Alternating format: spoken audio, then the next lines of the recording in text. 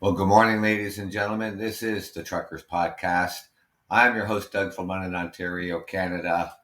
And welcome to the show. Hope everybody's been fine. Thank you for joining me this morning.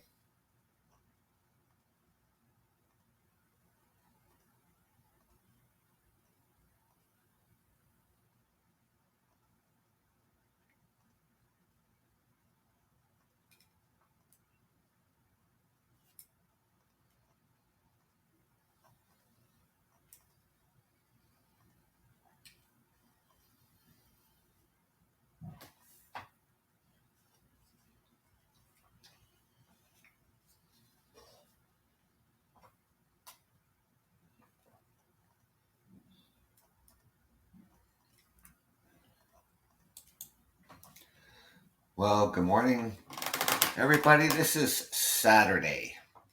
This is the 13th of November at 9:05 a.m. in the morning here in Southern Ontario, Canada. Well, first of all, I want to say that I apologize that I haven't been out here as much as I would like to have been. Um, just not myself lately, a little under the weather, but I am fine. I am back, and I'm glad to be back, and glad you're tuning in to the Truckers Podcast. So, my last show was October the 31st, and I was out here and we were talking about homelessness. And if any of you had the opportunity to watch that video on YouTube through a blue lens, I'd like to hear from you. I thought it was an important topic when it comes to addiction and the homelessness. And if you had a chance to watch that video on YouTube, I'd like to hear back from you. Comment on it.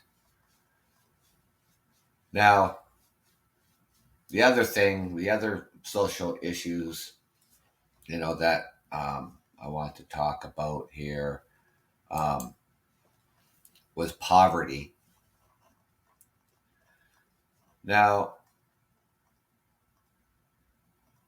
poverty is like living below the living standards.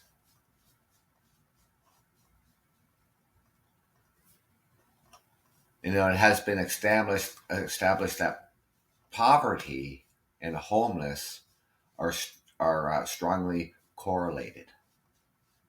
In fact, loss of income acts as a major factor associated with homelessness. Public opinions and government policies regarding the nature and causes of poverty tend to oscillate between two positions. On one hand, poverty is often seen as a shortcoming of individuals who will not or cannot do what is required to maintain a reasonable life. That could be anything. It could be people living with a mental illness, people living on uh, welfare, people living on disabilities.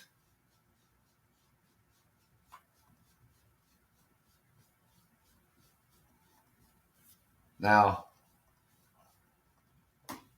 poverty is often a moral failing. Measures to provide extra supports to poor people are believed to encourage a lack of initiative and make the problem worse.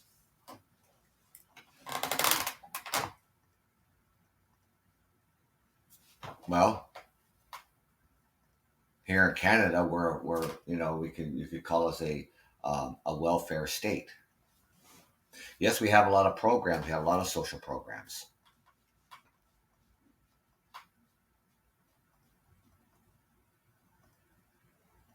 People living on welfare, well, they could just be wanting to do just that. Maybe they didn't finish high school. Disabilities,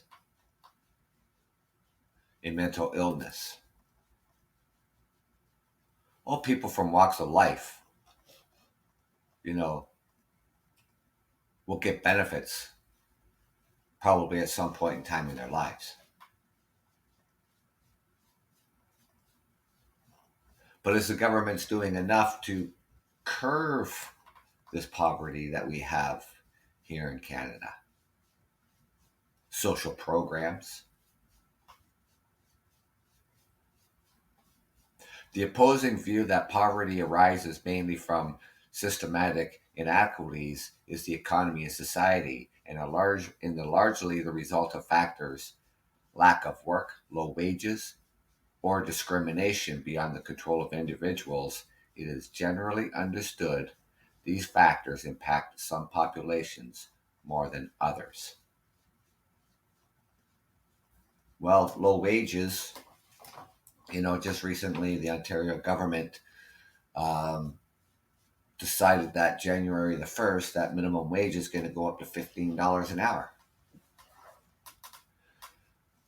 Back when he was elected almost 4 years ago, Premier Doug Ford here in Ontario, when he took office, he stopped that minimum wage increase.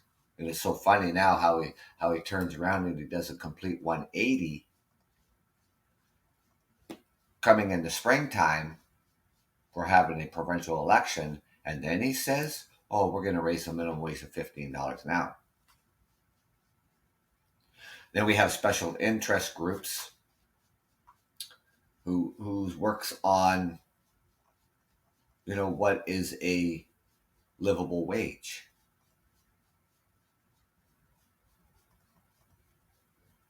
They think here in the City of London, and it goes by region, it goes by cities, but here in the City of London, Ontario, they think that a living wage is $16.75 an hour. Now that's based on 2 people working in the household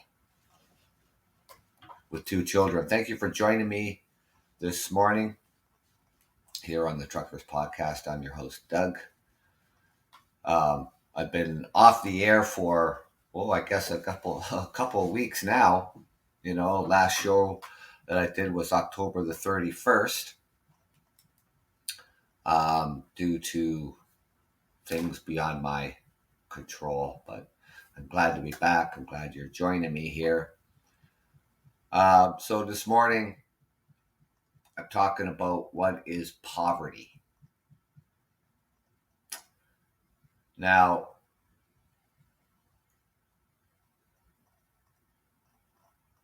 the opposing view is that poverty arises mainly from systematic inequities in the economy and society.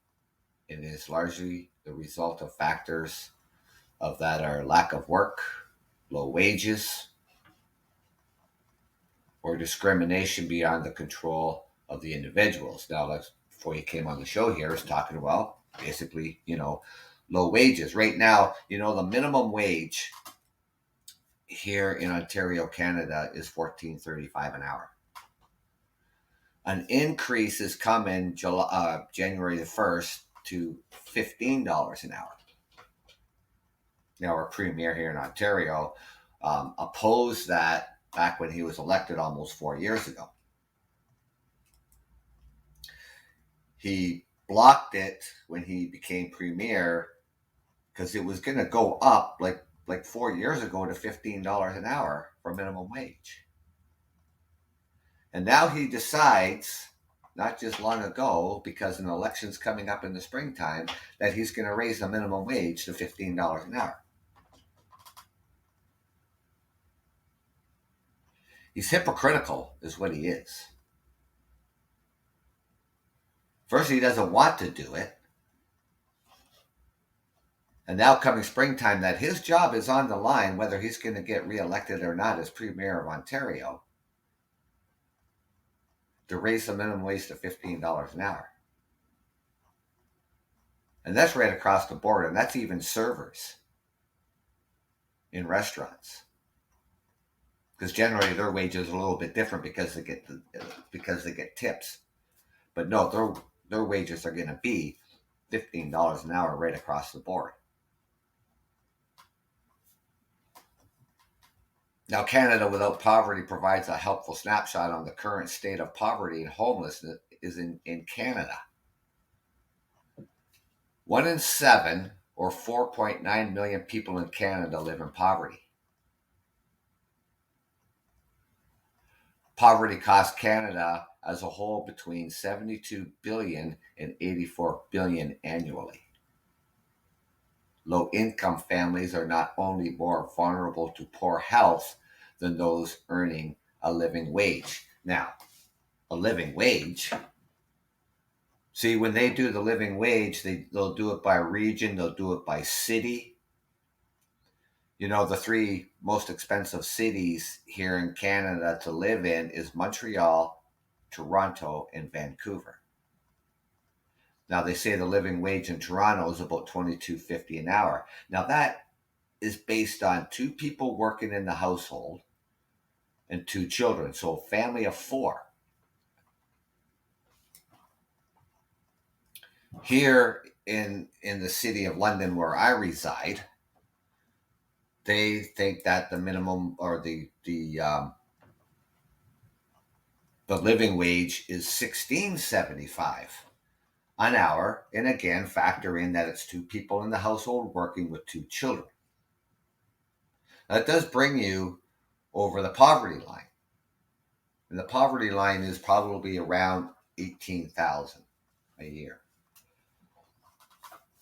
Now, if for some reason someone loses their job, is laid off, or an illness, now you're back down to $16.75 an hour for a family of 4. You have to wait for your employment insurance to come in. You have to wait for your sick benefits to come in, because, you know, even at $16.75 an hour, 2 people working, you know, you have your rent to pay, you have your hydro, your water bill to pay, you have groceries to buy, you have clothing to buy. That doesn't mean you actually you can put money aside for emergencies. You're just getting by. So if someone loses a job in that family,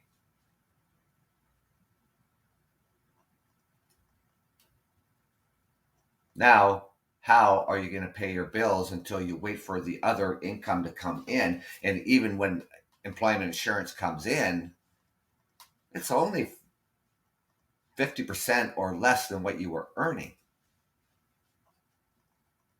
And if it was loss of a job, and if you're able to get a job right away, fantastic.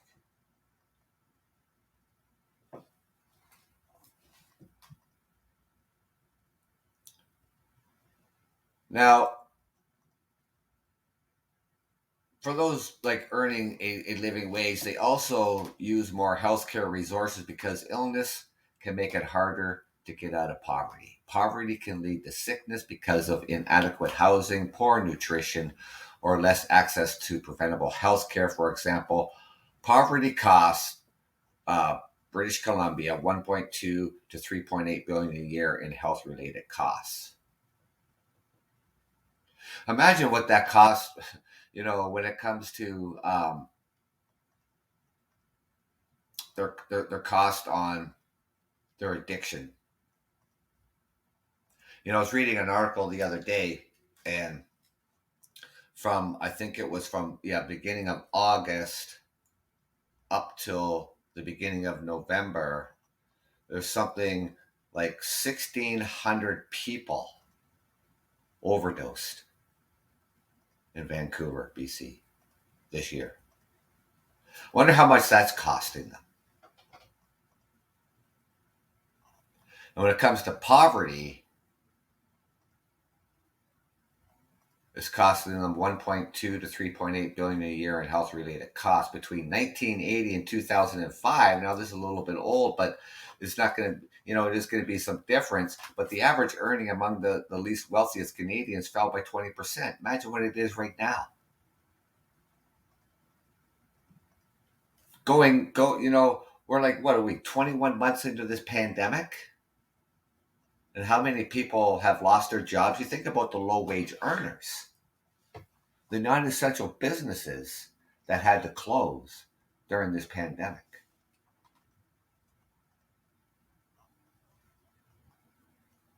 When you're making minimum wage or the so called livable wage, what they figure is the cost, these people are no further ahead. In fact, they're even farther behind.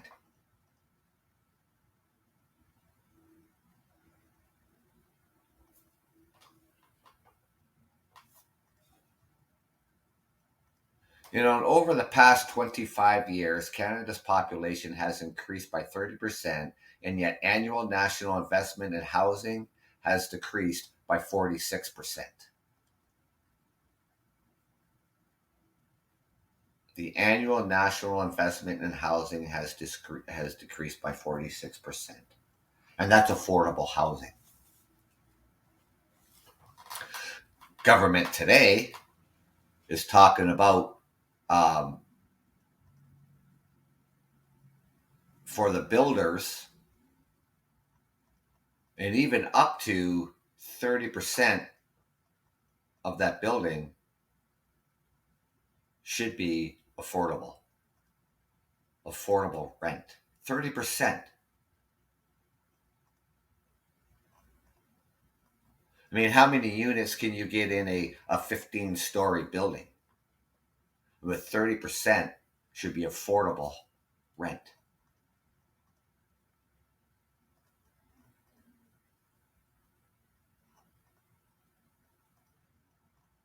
It's funny when the governments talk about this, is when things get out of hand and it becomes a crisis on affordability on housing.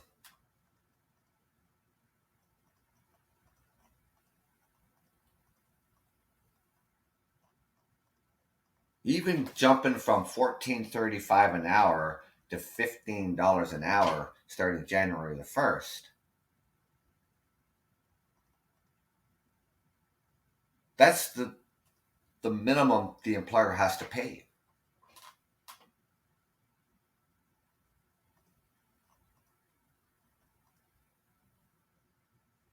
Now, due to the epidemic of the unaffordable housing in Canada, almost 1 in every 5 households experience various housing affordability issues, spending over 50% of their low income on rent, what puts them at risk of homelessness. They're one paycheck from being on the street.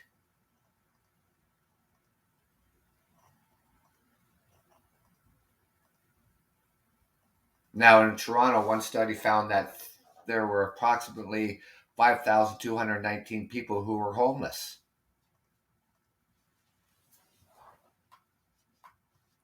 Roughly half of those experienced homeless were on a wait list for affordable housing during the same period. The wait list for affordable housing, even here in the city of London, where I reside, is about 6 years long. 6 to 7 years long.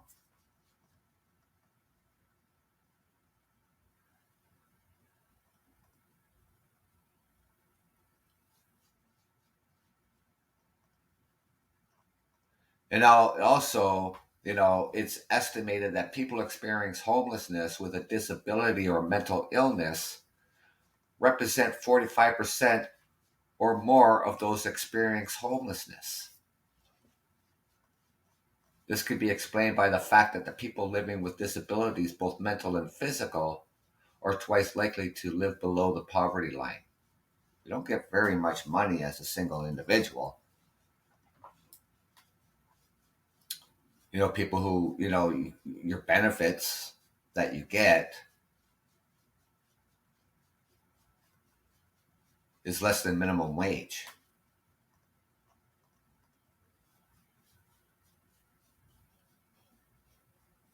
21% of single mothers in Canada raise their children while living in poverty,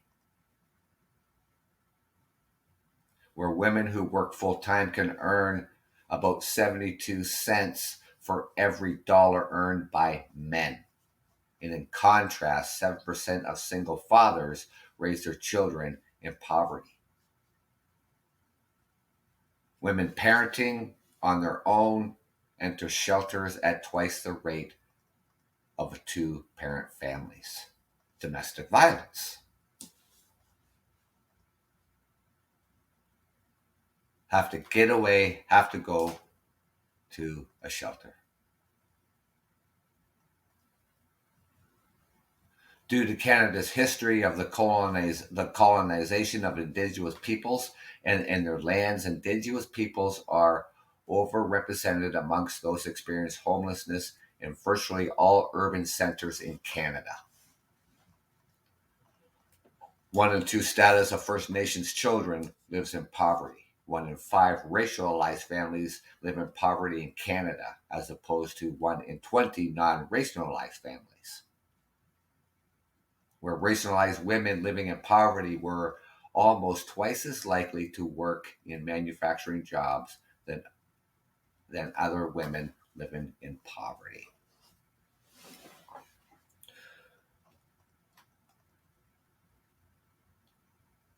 Now,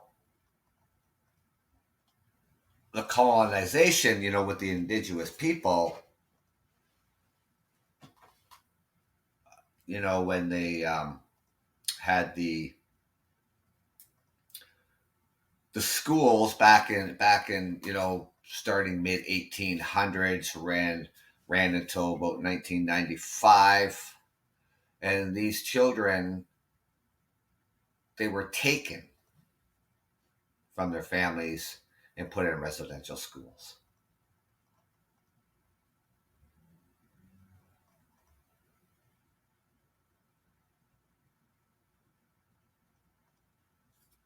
Now,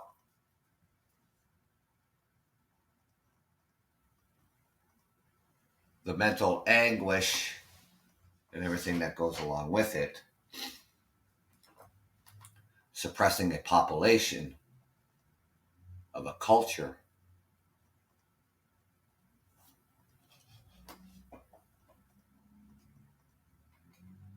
the 1 in 2 status First Nations children live in poverty. One notable factor these statistics show is that poverty occurs on a wide scale across race, gender, ability, and citizenship status. It is clear that despite misconceptions of poverty and our homelessness as individual failures, the massive scale of which 1 in 7 Canadians experience financial insecurity signifies that poverty is a structural, systematic problem that requires structural and systematic solutions.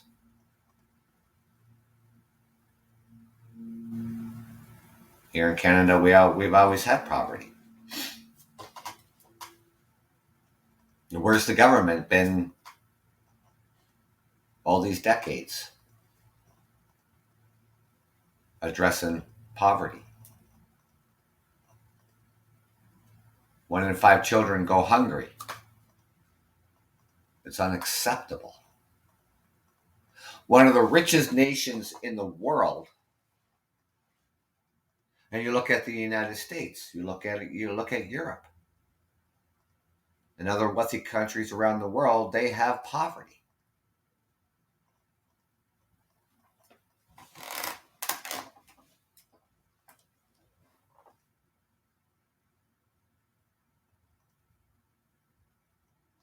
Two factors account for increasing poverty in Canada: the eroding employment opportunities for large segments of the workforce, the declining value and availability of government assistance in times of crisis.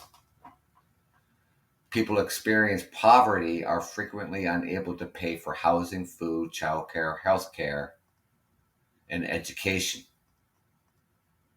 Difficult choices must be made when limited resources cover only some of these necessities, and often it is housing which aborts a high proportion of income that must be sacrificed.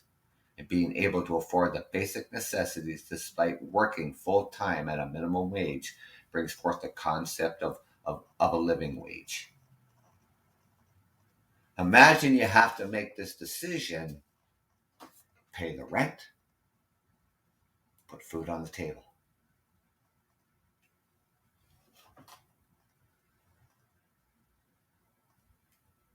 Not every place that we rent has your heat and hydro included.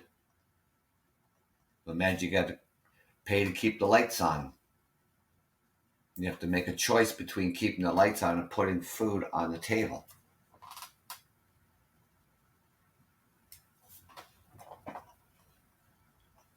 Child poverty is a negative and long lasting impact on a child's ability to learn, build skills, find employment, and avoid poverty.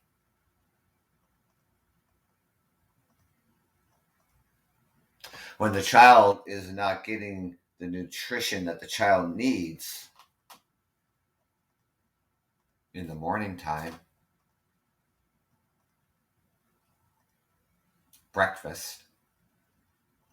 So we have these things in our schools, these breakfast clubs, so a child can have breakfast. I don't know what they're doing in the schools now with this pandemic going on. I don't even if they're even doing that right now.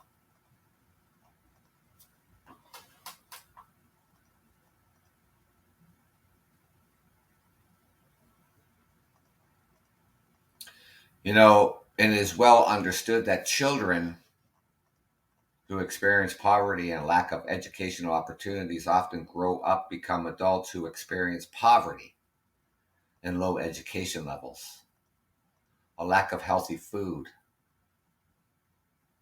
and a stimulating environment lowers a child's ability to learn for the rest of their lives.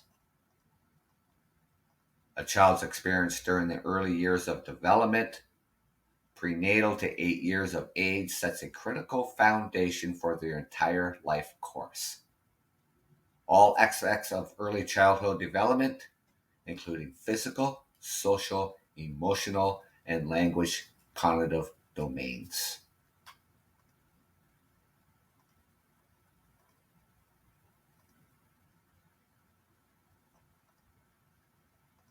Children know what is going on.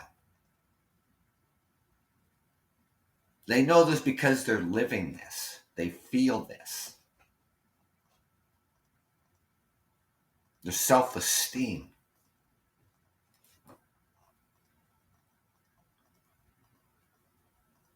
As they say, their physical, social, emotional, and language, their cognitive domains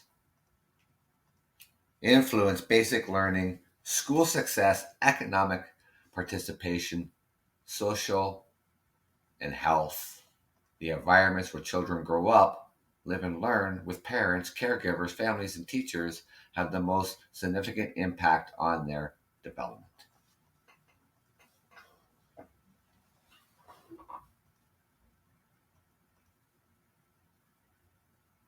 Children living in poverty show about 3.5 times the number of conduct disorders,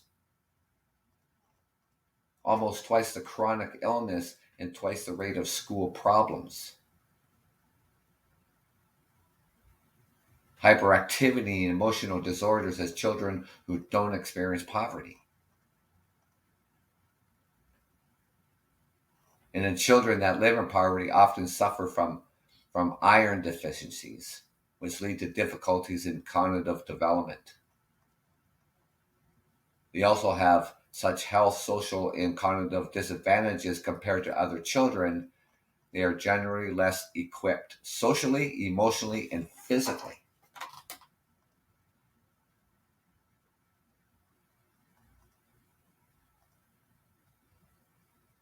You wouldn't think that this is going on in this country, here in Canada. It's going on in the United States, Europe. To undertake school programs, if their disadvantaged positions or different day to day experience are not taken into account by school education, they are unable to benefit fully from the school system.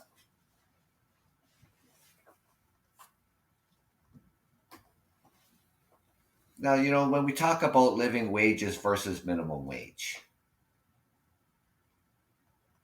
we're all familiar with that concept. Minimum wage is the lowest wage that an employer can pay an employee. So right now, the minimum wage here in Ontario is $14.35 an hour, set to increase January 1st to $15 an hour.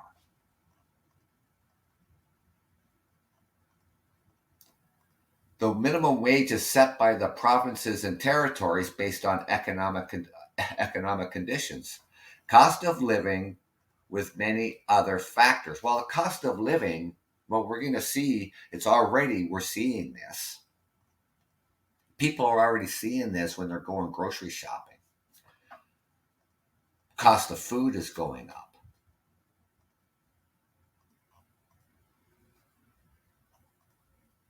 Cost of clothing is going up. See, transportation costs are going up, and it's going to reflect back on the consumers.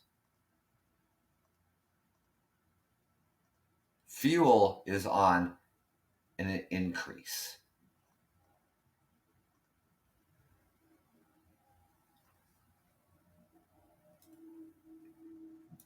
Now, Canadians living on minimum wage are struggling to afford the basic necessities of life.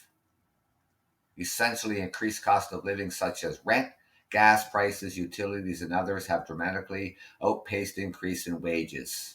And it always has. Things have always been going up, but the minimum wage has always stayed down.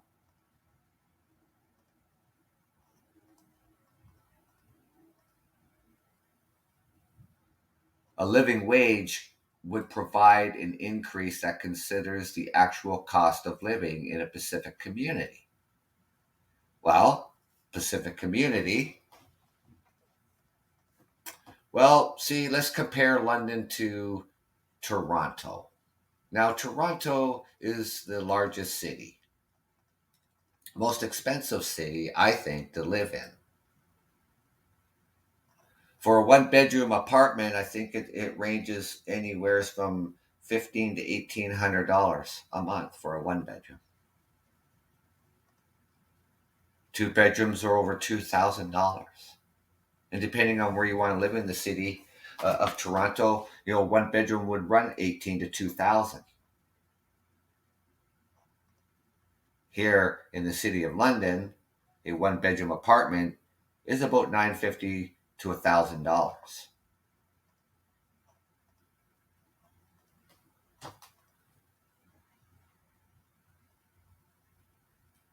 Now, a living wage, with everything that that's going up, that increased cost of living, such as rent, gas, and price, utilities, and other dramatically outpaced increases in the wages. So here they think that the living wage, now not minimum wage, so don't get confused here. So they think that the living wage with a family of four is $16.75 an hour. That's two people working in the household, making $16.75 an hour.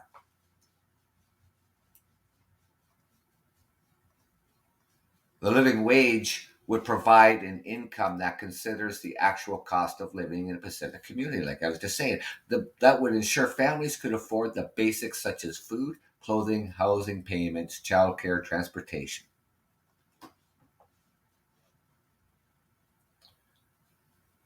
Now,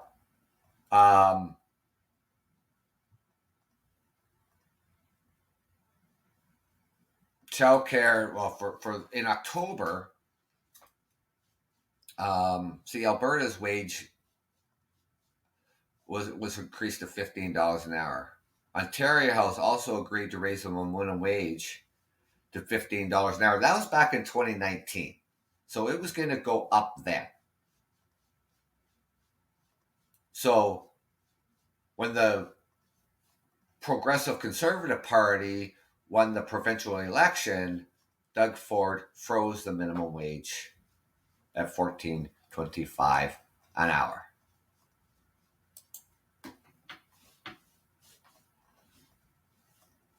Hello, are you there?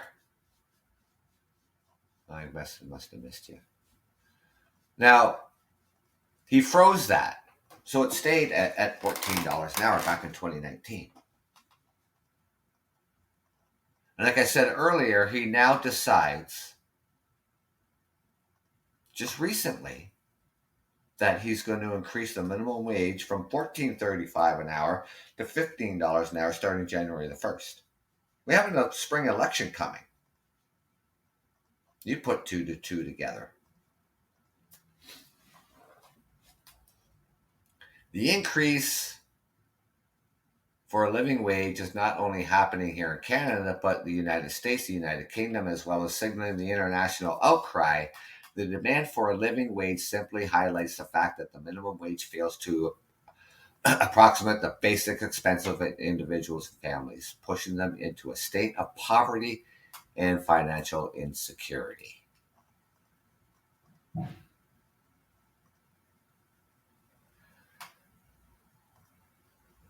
You know, if you have two people working in the household making $15 an hour, that's $30 an hour coming into the household.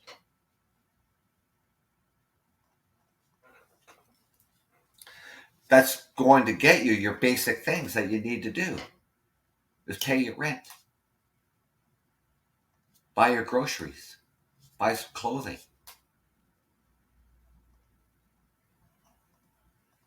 It's not going to get you to retirement.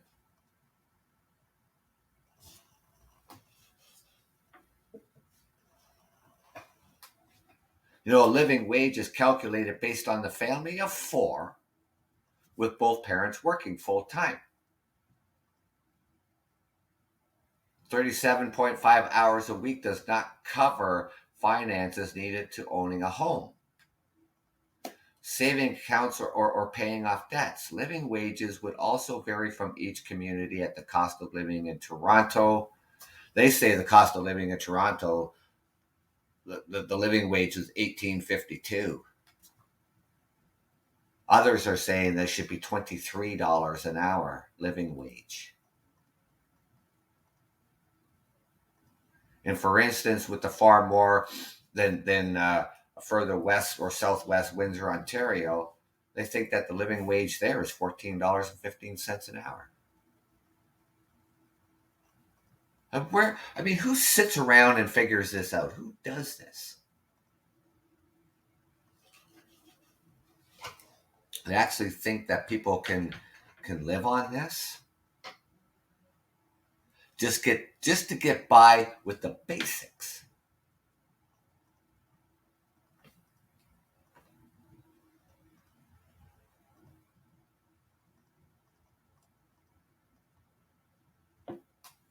Now, the living wage is that companies will hire fewer employees as a result of increased labor cost. However, studies show that the businesses usually absorb cost increase related to living wage policies through a combination of price and productivity increases, reduced turnover, and redistribution of staff. Well, if this company is paying more than the company you're working for, well, hopefully you can get to this company and make more money. So it does not shrink the workforce in this company. It actually keeps people there working with a living wage. Some worry that a living wage will hurt local businesses. Owners, however, a small business gain their revenue from their community. An increase in wages indicates more purchasing power, putting wages earned back into the community. Hey, look, I don't mind, when the minimum wage goes up to $15 an hour in January. I don't mind paying a couple dollars more on your menu.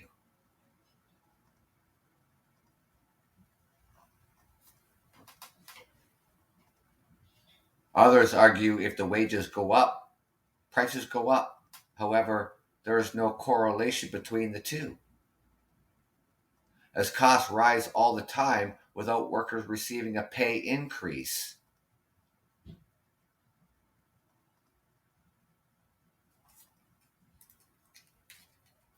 The increase in minimum wage to $15 an hour had no impact on the prices of goods, and that cost went up by the same amount. The cost of living has gone up regardless if the wages have gone up. You know this, I know this, we see this.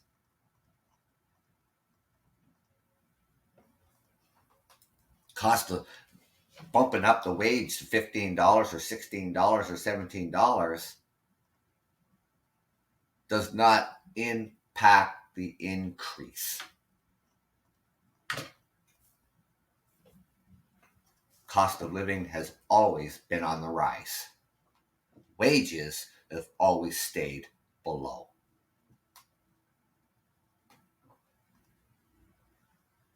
A living wage for families experiencing poverty poses many benefits, such as the ability to afford nutritious food and adequate housing, more time to spend with one's family. And that's if we have affordable housing, right? We have a lack of affordable housing here across Canada. A lack of affordable housing.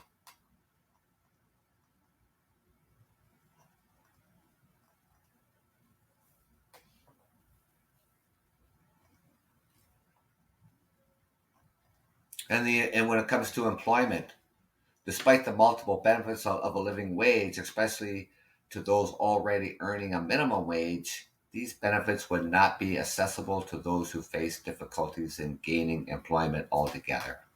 And contrary to the popular belief, many individuals experience homeless are employed. See, they're the ones that you don't see. Yes, when you walk down your streets through your neighborhoods, or you know where the homeless people are, you see them. You don't see the working homeless. They're staying with family and friends. They're couch surfing. Those that you don't even see. You wouldn't even know that they're homeless because they're in a house that got a roof over their head. In fact, they're destitute.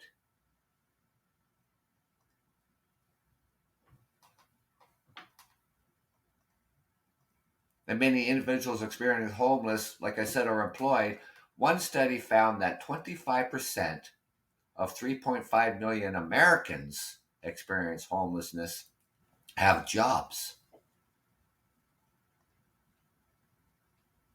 Vancouver Homeless Count report that 23% of those experiencing homelessness in Vancouver was considered overall employed. And it should be noted, individuals experiencing homelessness often faces barriers to attaining and maintaining employment that include no access to a phone or permanent address, a lack of work appropriate or interview appropriate attire, gaps in employment history, unreliable transportation, inability to afford a vehicle or public transit fares to get to an interview or employment. Conflict between hours of work and hours of operation of homeless services, including shelter access and meal programs. Health and mental health issues can interfere with work, and a lack of food, sleep, or rest can make maintaining employment difficult, if not impossible. And that the parents experience homelessness, inaccessibility to childcare is a barrier to employment. Well, if you can't afford the child care, how are you going to go to work? Single mother.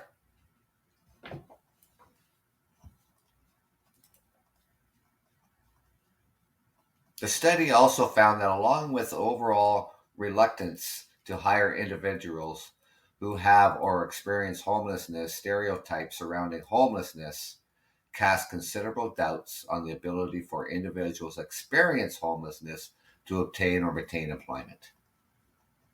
Now, they're talking about the ones that are not living on the streets, but they are living with family and other relatives or friends.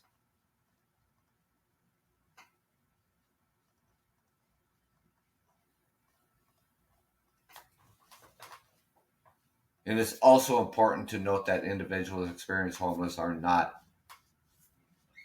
the homogeneous group, and that those experience homelessness that also face hiring discrimination based on race, citizenship status, disability, sexual orientation, and gender.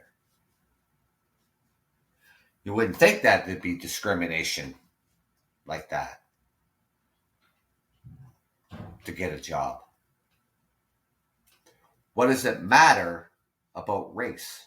What does it matter about citizenship, disabilities, or sexual orientation and gender? So what? Everybody should have an opportunity.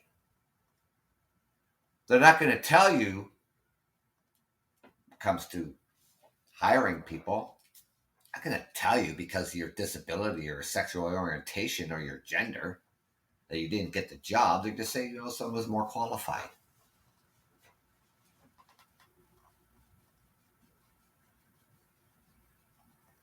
What can be done? There's probably lots of what can be done. The barriers listed above clearly shows addressing and preventing homelessness for the eradication of poverty cannot be done by isolated interventions. Solutions such as reverting to decline in Canada's society safety net, implementing a living wage. Like I say, right here in the city of London, they think the living wage is $16.75 an hour. I totally disagree.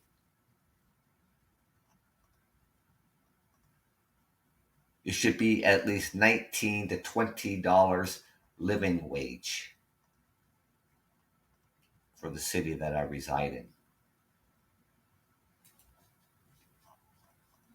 Creating sustainable jobs and providing affordable long-term housing supports are all necessary to approach homelessness and poverty via a preventative framework.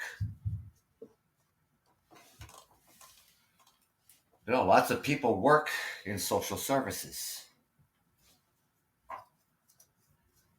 Lots of people work in the government.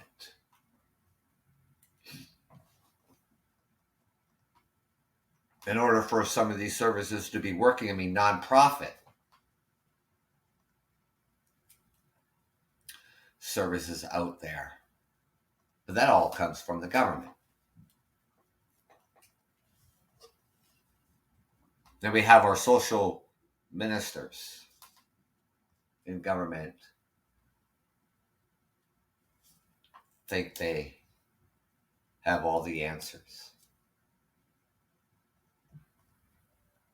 Well, if they had all the answers, maybe we wouldn't have this lack of affordable housing. Maybe we wouldn't have this poverty problem.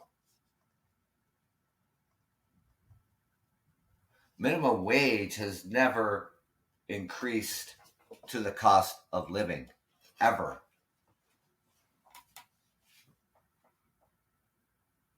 And even when they speak of a livable wage, is still below the cost of living of what they think a livable wage is, based on your territory, your city.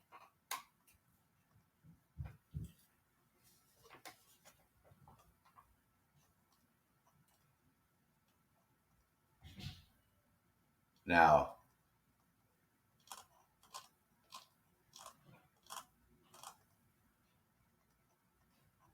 we've asked people in government say, hey, look, can you live on minimum wage? We're going to give you a minimum wage. You know, this is the city that you live in. And go out there and pay your bills and put food on your table.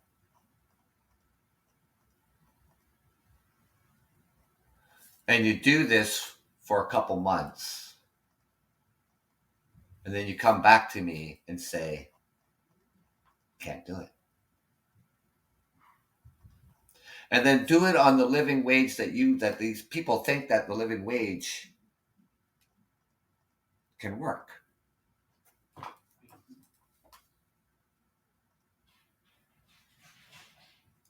You'll just get through the month. There's not going to be anything left over.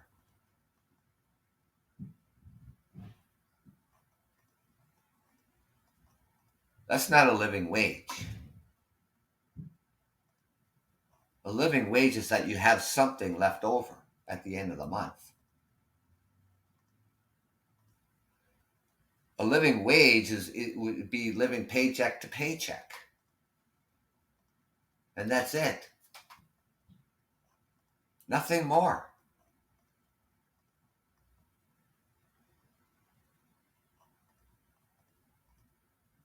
Whether you get paid bi-weekly or whether you get paid every single Friday.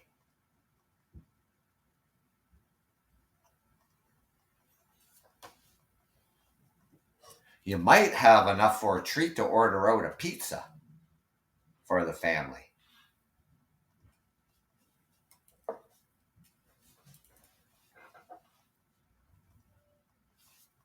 They think of the living wage is that is it. That's all you need.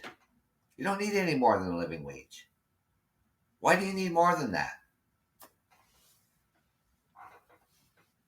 The living wage, well, like I said, you know, here in the city where I reside in, they think that is $16.75.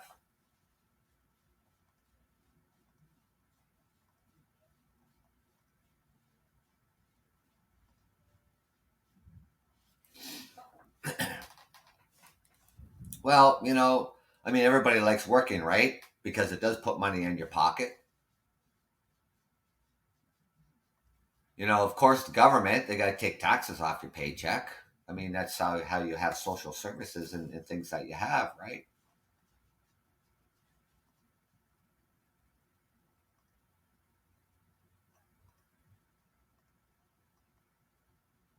You got to use your overdraft protection to go buy something else.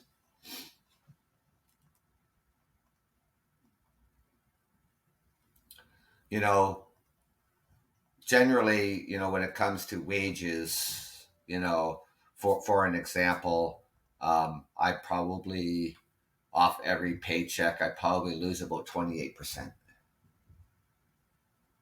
in taxes.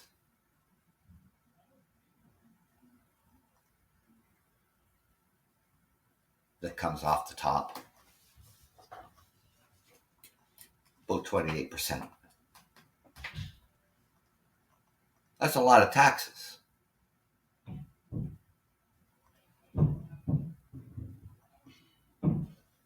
Now, I mean, nobody should have to dip into their overdraft because that doesn't get you any further ahead, because when your paycheck goes back into the bank again, that just covers the overdraft or whatever you used to to bring your paycheck your bank back up to par, but you're still going to be in overdraft for the next week. And it shouldn't have to be that way.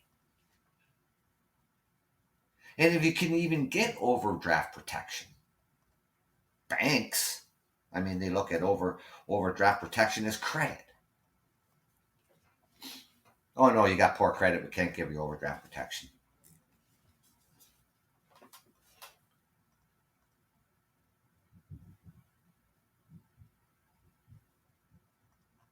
You know, if you lose your job, you dipped into your overdraft, and you lose your job, or you get your last paycheck, Well, that just brings the balance back up to zero again. But you still got, say, $500 in overdraft protection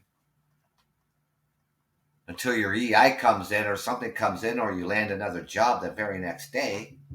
That's a problem.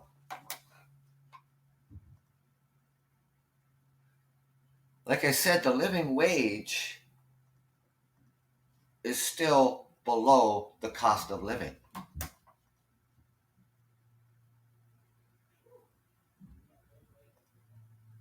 I mean, you do the math. I mean, you got a family of four, really. A family of four, mom and dad. You know, you got 16.75 an hour. Whoops. So you got 33.50 an hour coming into the household. I mean, that should be a one-person income coming into the household, and the other person working maybe making $25 an hour or whatever the case may be, right? So you got 33.50 an hour coming in, right? Times a 40-hour work week. That's 1340 an hour.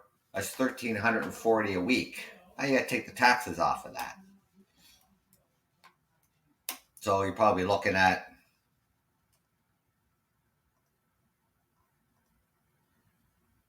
so you end up with 1,000.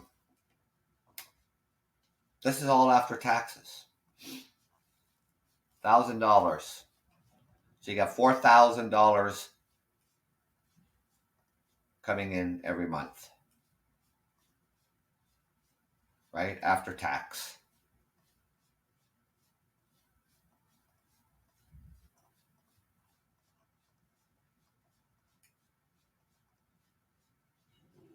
That's 48,000 livable income after tax. 48,000 a year after tax.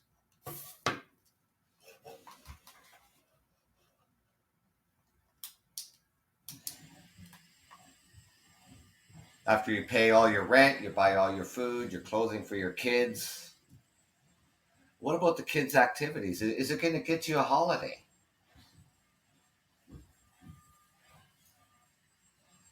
Now, some employers bank your vacation pay for you. Some don't. It just goes on your paycheck.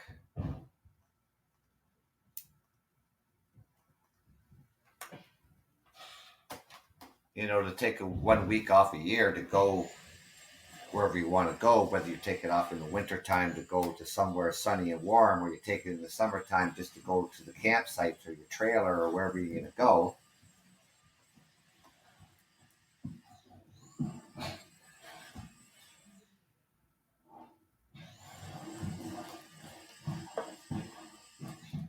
When they say that, when the wages go up, it affects the employers, their overhead and everything else, when in fact that is not the case.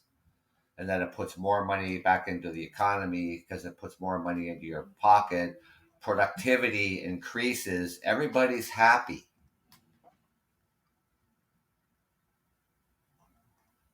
The other, I think it was back in October, the Premier of Ontario turns around, it was the minimum wage.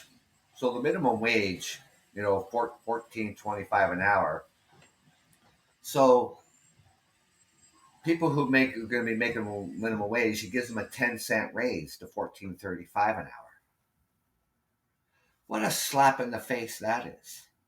He was totally against raising the minimum wage back in 2019 to $15 an hour.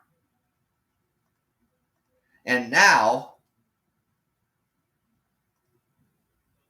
because an election is coming next spring, the Premier of Ontario says, we're going to put the minimum wage up to $15 an hour. He's a hypocrite. He's nothing but a hypocrite. trying to save his own job and doing things that he should have been doing that he was totally against, and now starting to do them because we have an election coming up next spring. What a crock of shit that is. Politicians make me laugh. They do one thing and then do a 180 just to try to save their own jobs. The problem of the wage gap is growing, and you're absolutely right. You know, um, whatever you're gonna be buying, like you're saying here, gas, beer, cigarettes, um, other frozen foods. It doesn't matter. You know what? Dairy is going up. Your milk, your cheese, your eggs. Everything in your vegetables, everything is going up. But the wages are not.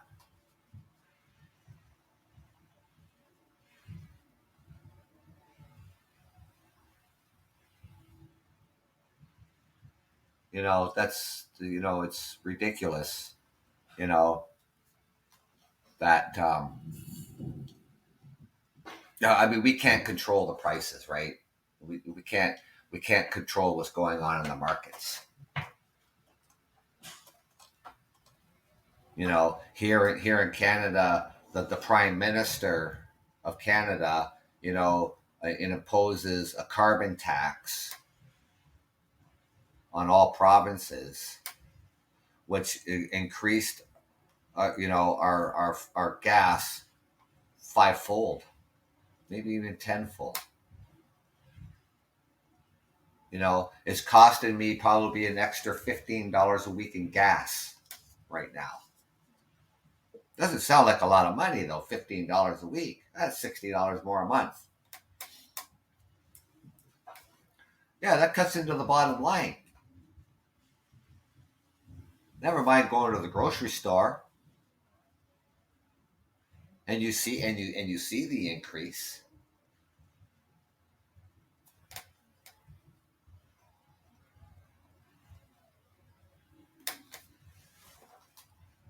You know, it is so important that the governments get with the sign of times.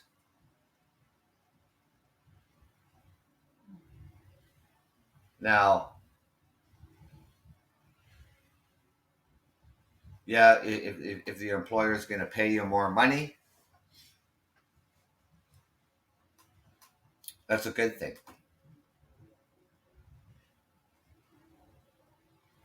I mean, wouldn't you, if you're an employer, would you not want to have a group of happy employees?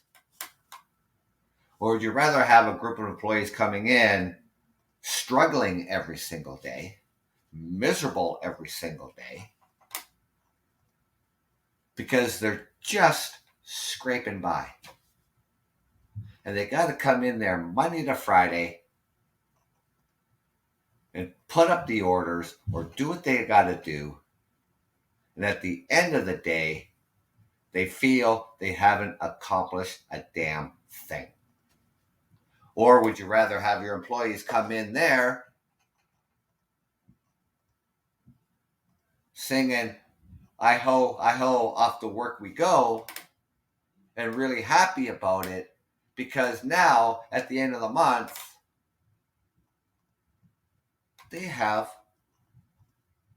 leftover money in the bank. Don't think of it as free money because you're making a more wage. Maybe it's enough money that you can start putting away for a retirement. Even two people working in the household, a family of four at $16.75 an hour is not going to allow you to have $2,000 to $3,000 a month to put away every month for retirement.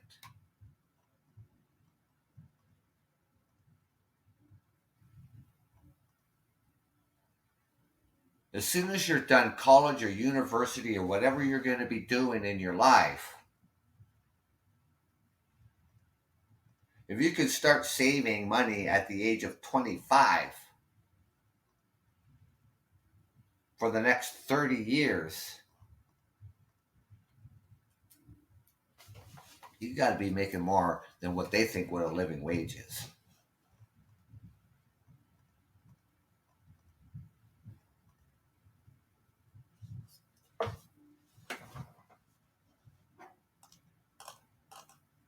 But we'll leave it at this, ladies and gentlemen.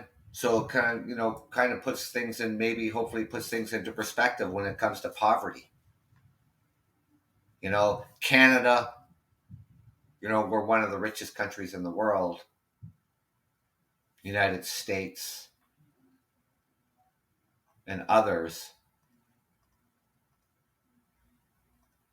And that we need to address the poverty and why it's happening.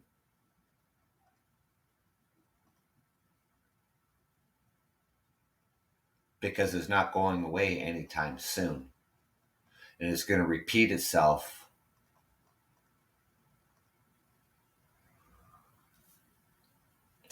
all the time. Generation from generation.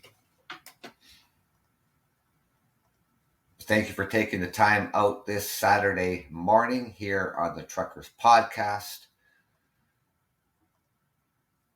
It's always a pleasure to have you on my show. And I will be back out here tomorrow morning to talk about social issues. Thank you and take care.